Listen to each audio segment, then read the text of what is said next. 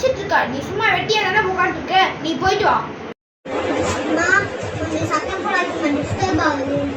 ஏய், அவளுக்கு டிஸ்டர்ப் ஆகுதா, நீ தான் போயிட்டு வர, இல்லைன்னா வச்சுக்கோ செருப்பு பிஞ்சுக்கோ.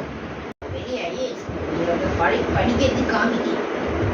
டேய் பிரணவ், நீ கடைக்கு போயிட்டு 1/2 கிலோ சர்க்கரை, ஒரு லிக்விட் பேக்கெட் ஒன்று, 1/2 கிலோ வெங்காயம், 2 ரூபாய்க்கு தேங்காய் பத்து, அதை வாங்கிட்டு வா சரியா?